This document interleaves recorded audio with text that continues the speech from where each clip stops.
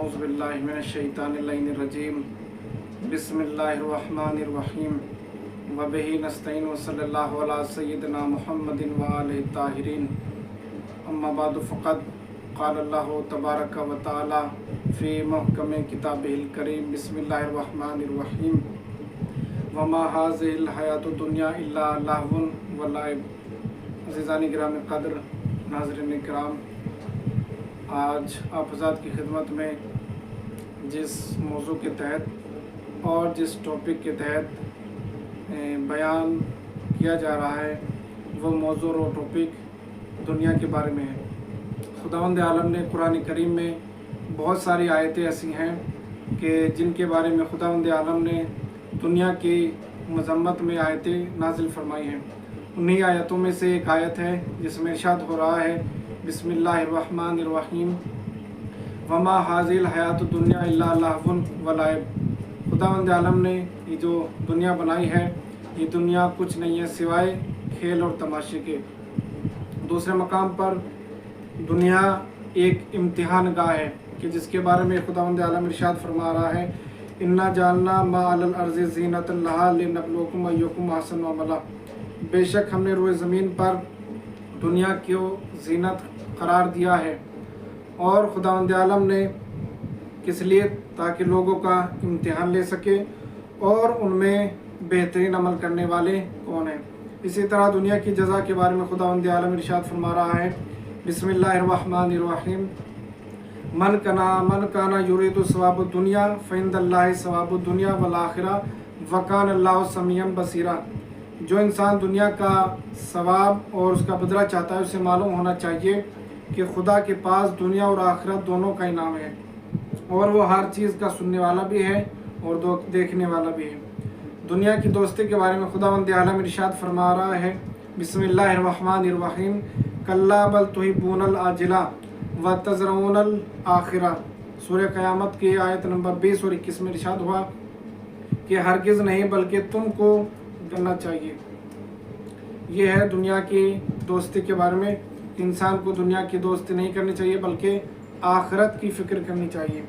اسی طرح علماء کرام نے اپنی کتابوں میں بہت سارے واقعات بیان کیے ہیں کہ جن میں سے علماء کرام بیان فرماتے ہیں کہ ذوالقرنین کہ جو ایک مالدار اور ایک غنی انسان تھا، ایک غنی شخص تھا، جب وہ اس دنیا سے جانے لگا تو اس نے وصیت فرمائی کہ جب میرا انتقال ہو جائے تو میرے دونوں ہاتھوں کو میرے کفن سے باہر کر دیا جائے۔ جب ذوالقرنین کا انتقال ہوا تو ان کے چاہنے والوں، ان کے گھر والوں نے اس کی وصیت پر عمل کیا اور اس کے دونوں ہاتھ کفن سے باہر کر دیے۔ جب اس کا جنازہ جانے لگا تو لوگ آپس میں باتیں کر رہے تھے کہ اس کے دونوں ہاتھ باہر ہونے کا سبب کیا ہے، اس کی علت کیا ہے اور اس کا ریزن کیا ہے۔ تو ایک شخص جو بوڑھا تھا اس نے بتایا کہ اس کی وجہ یہ ہو سکتی ہے کہ اس نے یہ کہا تھا مرنے سے پہلے کہ میرے دونوں ہاتھوں کو میرے کفن سے باہر کر دیا جائے۔ کیوں؟ اس لیے تاکہ دنیا کو پتہ چل جائے کہ میں ایک بہت مالدار شخص تھا اور ایک غنی شخص تھا کہ جس کے پاس دنیا بہت زیادہ تھی اور دنیا کا مال بہت زیادہ تھا۔ تو میں چاہتا ہوں کہ دنیا دیکھ لے کہ جب میں اس دنیا سے جا رہا ہوں تو میرے پاس کفن کے علاوہ دنیا کی اور کوئی چیز نہیں ہے۔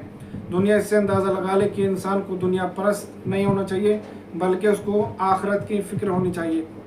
اسی طرح علماء کرام بیان کرتے ہیں کہ جب حضرت عیسیٰ علیہ السلام کو خداوند عالم نے آسمان پر بلایا اور جناب جبرائیل امین علیہ السلام جناب عیسیٰ علیہ السلام کو اپنے ساتھ آسمان پر لے جا رہے تھے، جب پہلے آسمان کو عبور کر کے دوسرے آسمان پر پہنچے، دوسرے آسمان کو پار کر کے تیسرے آسمان پر پہنچے، اور جب چوتھے آسمان پر پہنچے، تینوں آسمانوں کو پار کر کے عبور کر کے تو حکم خدا ہوا کہ جبرائیل امین جناب عیسیٰ کو وہیں پر روک لو۔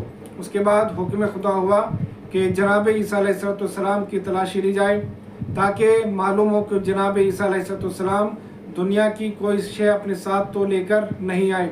جب جناب عیسیٰ علیہ السلام کی تفتیش ہوئی اور ان کی تلاشی ہوئی تو جناب عیسیٰ علیہ السلام کے گریبان سے ایک سوئی نکلی۔ تو جناب عیسیٰ علیہ السلام سے پوچھا گیا کہ اس کی وجہ کیا ہے، تم اپنے ساتھ एक छोटी सी सुई क्यों लेकर आए? तो जनाब ईसा अलैहिस्सलाम ने बताया कि मैं अपने साथ सुई इसलिए लेकर आया हूँ कि मुझे खौफ था कि जब मैं खुदा की बारगाह में जा रहा हूँ कि कहीं रास्ते में मेरा लिबास फट न जाए, चाक न हो जाए, इसलिए मैं अपने साथ लेकर आया हूँ ताकि अगर रास्ते में मेरा लिबास चाक हो जाए तो मैं उस सुई के ज़रिए अपने लिबास को सी सकूँ, ताकि मैं सही लिबास के साथ अपने परवरदिगार की बारगाह में जा सकूँ। आवाज़ कुदरत आई, ए जिब्रील अमीन, जनाब ईसा अलैहिस्सलाम से कह दिया जाए कि चौथे आसमान पर ही तुम्हारा क़याम होगा, क्योंकि आप दुनिया के साथ एक दुनियादारी लेकर आए हैं, छोटी सी सुई लेकर आए हैं दुनिया में से, इसलिए तुम्हारी जगह चौथे आसमान पर है।